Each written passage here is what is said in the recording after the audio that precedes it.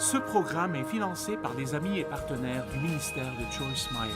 Et je vous le dis, si vous ne renoncez pas à Dieu, il ne renoncera pas à vous. Il y a peut-être des choses que vous traversez. Ça pourrait prendre plus longtemps que vous ne l'espériez, mais n'abandonnez pas.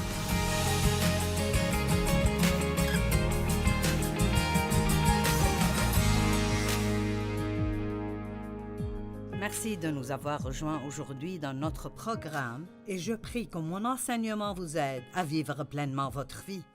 Vous savez, nous avons tous des attitudes et, croyez-le ou non, votre attitude est quelque chose qui vous appartient et personne, comprenez ceci, personne ne peut vous en donner une mauvaise si vous ne le voulez pas. Personne ne peut vous en donner une mauvaise si vous ne le voulez pas. Maintenant, les attitudes, bonnes ou mauvaises, commencent dans votre pensée. Donc, commençons avec un verset. Éphésiens 4, 22 à 24, dans la traduction amplifiée, dit « Débarrassez-vous de votre ancienne nature, enlevez et abandonnez votre vieille nature non renouvelée. » Et il parle aux chrétiens. Donc, il leur dit de ne pas marcher dans leur nature ancienne parce que quand vous recevez Christ, vous recevez une nouvelle nature, vous recevez la nature de Dieu. Ça veut dire que vous pouvez choisir de vous comporter comme lui. Donc, il dit « Débarrassez-vous de votre ancienne nature, abandonnez votre vieille nature non renouvelée, celle de l'homme que vous étiez autrefois et qui se corrompait en suivant ses désirs trompeurs, et soyez constamment renouvelés quant à votre esprit et votre intelligence. » Et la Bible amplifiée dit « Ayez une attitude mentale et spirituelle fraîche. » Donc il dit que chaque jour, vous devez prendre une décision, fixer votre pensée et dire qu'aujourd'hui j'aurai une bonne attitude, quoi qu'il arrive. Et je ne vous dis pas juste de faire ces choses. Je l'ai fait. Je passe du temps chaque matin avec Dieu parce que je sais que si je ne le fais pas, je n'agirai pas bien ce jour-là, et pour être honnête, la plupart d'entre nous sont comme ça. Et tout comme il vous faut de la nourriture pour le bien de votre corps, vous avez besoin de la parole de Dieu et du temps avec lui pour vous comporter comme il faut spirituellement. Et je ne veux pas faire quoi que ce soit qui offense le Saint-Esprit. Je veux aimer les gens comme Jésus et je ne peux pas le faire sans beaucoup d'aide de Dieu. Et donc, je prie chaque matin que Dieu m'aide, qu'il me fortifie. Je veux vivre pleinement ma journée. Je veux apprécier les choses que Dieu m'a données. Donc, je décide moi-même spécifiquement. Ce jour est le jour que Dieu a fait. Il m'a donné un autre jour. Et je veux profiter de cette journée et avoir une bonne attitude. Aide-moi à traiter les gens comme il faut et les faire se sentir bien. Et toute chose qui me vient à l'esprit. Donc, je veux que vous compreniez que vous devez décider votre attitude et déterminer que vous en aurez une bonne pour que cela arrive. Maintenant, cela pourrait vous aider. Les avions ont quelque chose qu'on appelle un indicateur d'attitude. C'est un instrument qui s'appelle en fait indicateur d'attitude. Ce n'est pas un indicateur d'altitude, mais c'est un indicateur d'attitude. Et je vous lirai ce qu'il dit. Les avions ont un instrument appelé l'indicateur d'attitude. Il montre la position de l'avion par rapport à l'horizon. L'horizon représente la normale ou la moyenne. Quand l'avion monte, on dit qu'il a une attitude encabrée. Et quand il descend, on dit qu'il a une attitude en piqué. Donc, si notre attitude est encabrée et est bonne, alors notre vie s'élèvera et sera bonne. La journée sera une bonne journée. Les gens seront heureux d'être autour de nous et nous pourrions dire que nous avons une attitude encabrée. Mais si notre attitude est en piqué, si nous sommes découragés et nous pensons à tout ce que nous n'avons pas et tout ce que nous n'aimons pas et combien la vie est injuste, alors on pourrait dire que nous avons une attitude en piqué, une vie inférieure à la normale. Cet horizon serait la normale et au-dessus, c'est supérieur à la normale et en dessous, c'est inférieur à la normale. Et l'altitude Ou l'attitude de l'avion peut être changée par le pilote, qui est vous, en faisant de petits ajustements. Et votre journée aujourd'hui peut être changée si vous faites de petits ajustements. Votre semaine peut changer si vous faites juste de petits ajustements. Et vous décidez juste maintenant de penser à tout ce que vous avez au lieu de ce que vous n'avez pas. Pensez à vos bénédictions et personne n'est sans bénédiction. Il n'y a personne qui regarde maintenant qui n'a pas une chose pour laquelle il pourrait être reconnaissant. Oui, nous avons tous des problèmes et des défis dans la vie. Et peut-être que vous passez par des temps très difficiles. Priez pour ces temps, faites ce que vous pouvez faire, mais concentrez-vous sur les choses dans votre vie qui sont bonnes et pour lesquelles vous pouvez être reconnaissant. Et vous pouvez être reconnaissant pour de petites choses, comme l'eau claire qui coule dans votre maison, une maison où vous pouvez vivre, quelqu'un à qui dire bonjour, juste n'importe quoi qui est une bénédiction. Plus vous pensez à cela, plus ça vous aidera et ça affectera votre attitude. Caïn était triste et déprimé. Caïn et Abel étaient les deux premiers enfants d'Adam et d'Ève. Et Caïn est devenu jaloux d'Abel parce qu'Abel a donné une offrande qui a plu à Dieu, alors que l'offrande de Caïn ne lui a pas plu.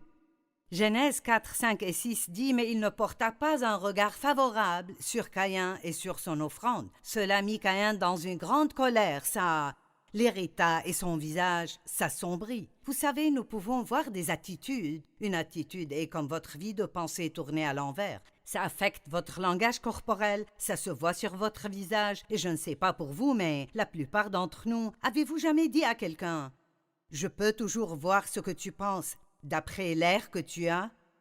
Eh bien, je connais des gens comme ça. C'est comme s'ils n'aiment pas quelque chose que j'ai dit ou quelque chose que j'ai fait. Immédiatement, même juste un peu, vous savez qu'ils n'aiment pas ça. Si vous avez un adolescent, vous savez qu'il a la capacité de vous donner des regards et vous dites « Je hais ce regard ». Je me rappelle l'un de mes fils. Si j'entrais dans sa chambre pour le corriger, il roulait des yeux et je dirais « Ne fais pas cela » parce que je voyais qu'il ne m'écoutait pas et il avait déjà décidé que je ne savais pas de quoi je parle. Donc les attitudes ne sont pas quelque chose que vous pouvez cacher. Vous pouvez les cacher parfois, mais d'habitude elles apparaîtront quelque part. Avoir une bonne attitude sera bénéfique pour vous. En avoir une mauvaise ne vous sera pas bénéfique du tout. L'Éternel dit à Caïn, « Pourquoi es-tu en colère? Et pourquoi ton visage est-il sombre et abattu? » Et ensuite, si vous lisez un peu plus loin, il dit, « Tu aurais pu choisir de faire le bien. » Vous voyez, il était en colère parce qu'il n'a pas choisi de faire ce qui est bien. Ensuite, il est devenu si jaloux et en colère contre son frère qu'il a fini par le tuer parce qu'il a pris la décision de faire ce qui est bien. Et quand vous pensez à la jalousie, nous ne sommes jamais jaloux de quelqu'un si nous avons ce qu'ils ont ou nous pouvons faire ce qu'ils peuvent faire. Souvent, des gens sont bénis parce qu'ils ont pris de bonnes décisions et d'autres ne sont pas bénis parce qu'ils ont pris de mauvaises décisions. Mais tout le monde peut décider de prendre de bonnes décisions qui amèneront des bénédictions dans leur vie. Donc, il n'y a aucune raison d'avoir une mauvaise attitude avec quelqu'un qui a pris une bonne décision quand vous pouvez aussi prendre une bonne décision vous-même. Et aujourd'hui, je vous demande de prendre une bonne décision concernant l'attitude. Maintenant, je suis sûre que vous tous, vous avez une attitude en cabré vers le haut et vous êtes très reconnaissant et si béni. Et vous ne laissez pas vos problèmes vous atteindre ou vous rendre grincheux. Mais vous savez quoi? Ce n'est pas vrai. Certains sont comme ça, mais d'autres ne le sont pas. Et aujourd'hui, c'est le moment de prendre une décision. Aujourd'hui est un jour pour entendre ce que Dieu vous dit, parce que je vous dirai quoi? L'attitude a beaucoup à voir avec la qualité de votre vie.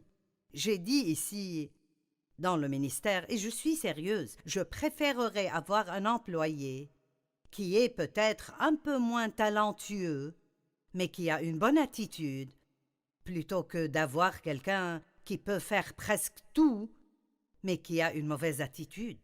Je préférerais avoir la personne avec la bonne attitude qui n'a pas autant de connaissances que quelqu'un d'autre. Tout le monde aime être autour de quelqu'un qui a une bonne attitude, et je ne pense pas que quiconque aime être autour de quelqu'un qui a une mauvaise attitude. Donc ce que vous devez faire si vous voulez apprendre quoi que ce soit aujourd'hui est en quelque sorte de vous évaluer. Et maintenant n'est pas le meilleur moment pour faire cela. Vous avez besoin de penser à cela. Mais quel genre d'attitude avez-vous normalement? Nous avons tous une mauvaise attitude parfois, mais diriez-vous que 90% ou 95% du temps, vous avez une bonne attitude? Je l'espère et j'espère cela pour moi-même aussi. Nous sommes tentés d'avoir une mauvaise attitude quand nous ne nous sentons pas bien. Et vous savez, si je ne me sens pas bien, ce n'est pas la faute de mon mari. Il n'y a pas de raison pour moi de m'en prendre à lui. C'est un bon moment pour moi d'aller à Dieu et de dire je ne me sens pas bien et je serai tenté d'avoir une mauvaise attitude. Donc, je dois soit m'éloigner des gens, soit de vraiment avoir beaucoup d'aide de ta part pour que je puisse avoir une bonne attitude de toute façon. Maintenir, écoutez-moi parce que c'est important, maintenir une bonne attitude est plus facile que de rétablir la bonne attitude. Je vais le redire. Maintenir une bonne attitude est plus facile que de rétablir la bonne attitude. Je veux dire que si vous apprenez à faire de la bonne attitude une habitude, c'est plus facile d'être comme ça tout le temps que de vous laisser avoir une mauvaise humeur, avoir une mauvaise attitude, peut-être blesser quelques personnes et ensuite essayer de rétablir, de revenir de cette altitude basse à une altitude élevée. Essayez donc de garder une bonne attitude tout le temps, dans toute situation. Maintenant, la misère est une option. Et si vous avez une mauvaise attitude, vous rendrez les personnes autour de vous misérables. Mais la misère est une option. Vous savez, dans ses lettres, l'apôtre Paul n'a pas prié pour les gens que leurs problèmes disparaissent. Il a prié pour qu'ils supportent tout ce qui viendra avec une bonne attitude. Wow! Et je n'ai pas encore, après plus de 40 ans dans le ministère, vu quiconque venir et me demander de prier pour lui, pour qu'il ait une bonne attitude, alors qu'il passe par ses problèmes. Tout le monde veut que vous priez pour que le problème s'en aille. Mais ils ne partent pas tous. Et l'une des façons dont nous grandissons et mûrissons en Dieu et nous devenons plus comme lui, et si nous pouvons être les mêmes, que nous ayons des problèmes ou que nous n'en ayons pas. Et donc, Paul voulait prier pour les gens pour qu'ils supportent tout ce qui viendrait avec une bonne attitude. La misère est une option. John Maxwell a dit « Les circonstances ne définissent pas qui vous êtes, elles révèlent qui vous êtes. » Oh mon Dieu! Les circonstances ne définissent pas qui vous êtes, elles révèlent qui vous êtes. Je dis toujours, vous ne saurez jamais, qu'importe combien l'orange est belle de l'extérieur, vous ne saurez jamais combien elle est juteuse avant de la couper ou de la presser. Eh bien, quand on parle du fruit de l'esprit, nous ne saurons jamais exactement comment nous agirons avant que notre fruit ne soit pressé, avant qu'il n'y ait un peu de pression dessus. Nous pensons peut-être que nous sommes patients, mais nous ne le saurons pas vraiment avant de voir comment nous nous comportons quand nous devons attendre. Nous pouvons dire que nous aimons les gens, mais nous ne saurons vraiment pas combien nous aimons les gens avant de soudainement avoir à prendre une décision et de devoir choisir « Vais-je faire ce qui est meilleur pour moi ou vais-je faire ce qui est meilleur pour l'autre personne ?» Vous savez, il y a quelques clés dont je pense que nous devons nous rappeler. Tout d'abord, réalisez que la tempête ne durera pas toujours. Robert Schuller a dit « La bonne nouvelle est que les mauvaises nouvelles peuvent devenir bonnes si vous changez votre attitude. » Je vais le redire. La bonne nouvelle est que les mauvaises nouvelles peuvent devenir bonnes si vous changez votre attitude. Savez-vous ce que je dis? Ceci aussi passera. Réalisez toujours quand vous passez par une tempête qu'elle ne durera pas pour toujours. Vous aviez des problèmes dans le passé et vous avez pensé alors que vous ne les traverseriez pas, hein? Ou vous avez perdu 10 jours à avoir une mauvaise attitude et vous auriez pu avoir 10 jours agréables pendant que Dieu travaille. Vous savez, c'est parfaitement bien pour vous d'être heureux et de vivre votre vie alors que Dieu s'occupe de vos problèmes. Je ne veux pas que quiconque pense que vous devez être misérable parce que vous avez un problème.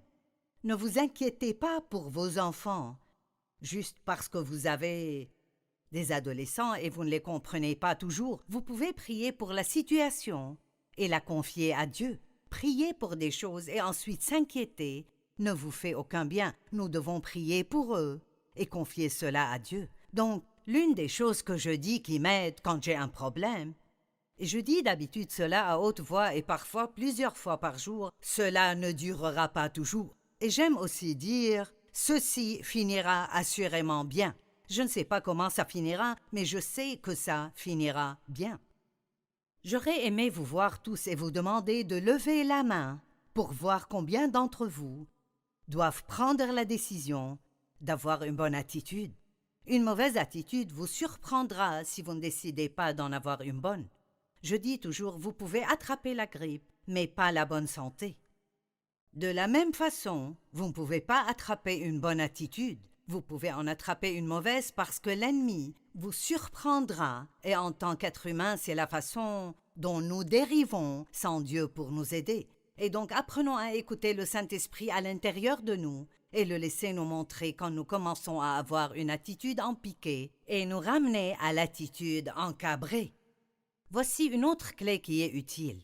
Ne prenez pas de décision majeure durant la tempête si vous pouvez éviter cela. Quand vous passez par des moments difficiles dans la vie, ce n'est pas le meilleur moment pour prendre des décisions, spécialement des décisions importantes. Ce n'est pas le moment d'acheter une nouvelle voiture ou le moment de décider si vous voulez vous marier ou pas, ou acheter une nouvelle maison ou pas, parce que les émotions sont volatiles pendant les moments de trouble. Et la meilleure chose à faire est de laisser les émotions se dissiper et ensuite de décider ce que vous voulez faire. Et peut-être que vous êtes dans une situation et vous entendez toujours l'ennemi crier dans votre tête « Que vas-tu faire? Que vas-tu faire ?»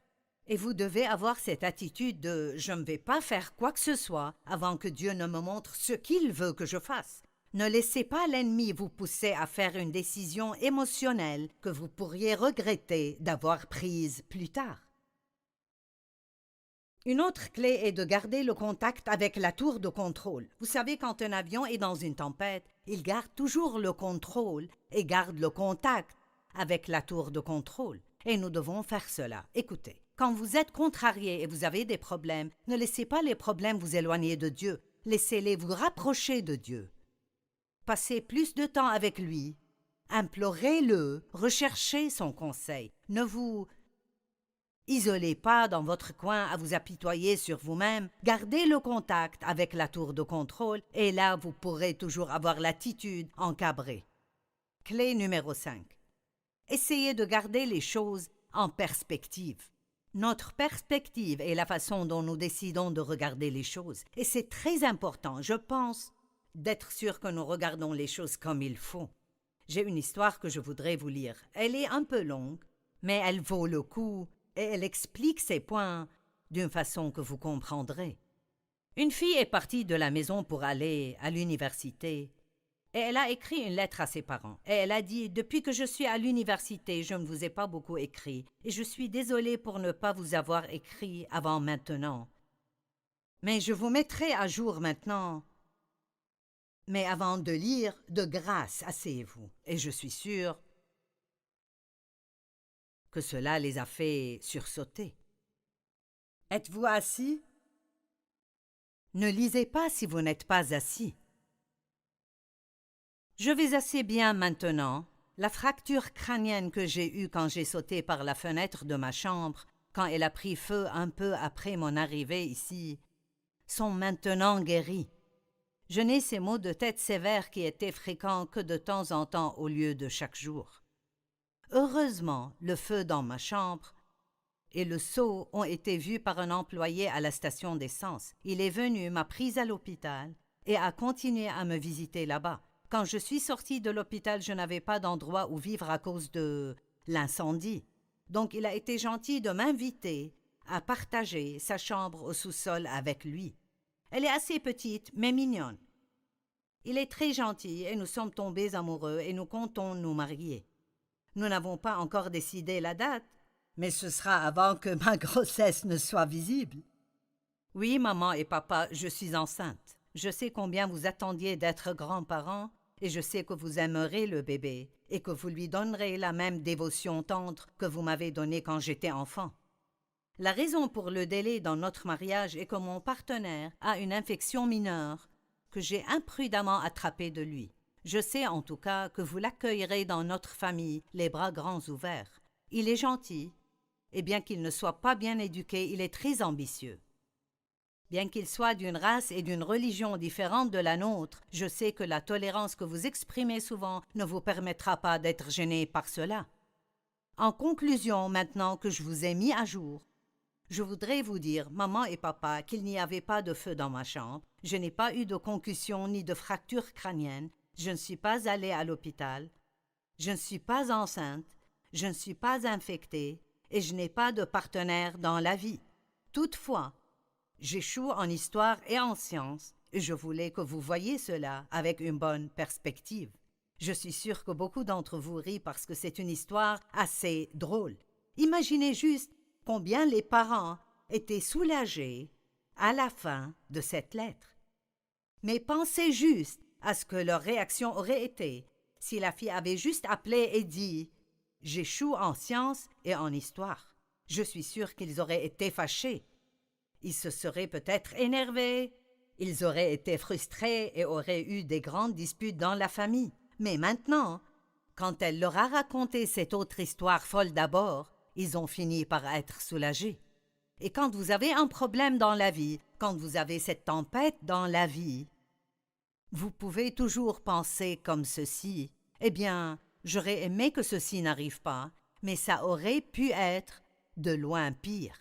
J'ai eu une situation il n'y a pas longtemps où j'allais quelque part et je voulais y arriver à un certain moment, mais il semblait que j'allais être juste un peu en retard et j'étais frustrée à ce sujet. Et, oh surprise, quand nous avons traversé l'autoroute, nous avons remarqué une situation où juste 45 secondes avant qu'on arrive à cet endroit sur l'autoroute, il y a eu un très grand accident. Il semblait qu'il y avait probablement quelques morts. Et Dieu a utilisé ça pour me faire réaliser que si j'étais partie quand je voulais partir, ça aurait pu être moi dans cet accident. Mais notre temps est entre les mains de Dieu, et parfois il vous arrêtera de pouvoir faire exactement ce que vous voulez faire, parce que bien que vous ne le sachiez pas, il vous sauve d'une sorte de douleur future. Et donc, ayons toujours une bonne attitude et faisons confiance à Dieu, parce qu'il fait toujours le meilleur pour nous. Être positif ne veut pas dire que nous oublions l'existence des problèmes. Ça veut dire que nous croyons que Dieu est plus grand que notre problème. Je parlais à une dame une fois dans un café hors de la ville et elle m'a reconnue de la télé. Elle a commencé à me dire tous ses problèmes et elle a dit « Tu sais quoi, Joyce, la vie a été vraiment dure pour moi. » Elle m'a dit plusieurs choses qui lui sont arrivées et elle a dit « Pour être honnête, la vie ne fait rien que de me livrer en pâture. » Et tout de suite, j'ai dit « Tu sais, ma chère, elle m'a livré en pâture aussi, mais j'ai décidé de sortir de cette situation et d'apprendre à prendre le contrôle de ma vie. » Et c'est une option que vous avez aujourd'hui aussi. Peut-être que beaucoup de mauvaises choses vous sont arrivées dans la vie. Peut-être que vous êtes une personne qui dirait « Eh bien, je ne suis pas chanceux. » Quand nous traitons avec Dieu, ce n'est pas de la bonne chance ou de la mauvaise chance. C'est de la foi ou un manque de foi. C'est De faire confiance à Dieu, c'est de croire les promesses dans la parole. Et je vous le dis, si vous ne renoncez pas à Dieu, il ne renoncera pas à vous. Il y a peut-être des choses que vous traversez. Ça pourrait prendre plus longtemps que vous ne l'espériez, mais n'abandonnez pas.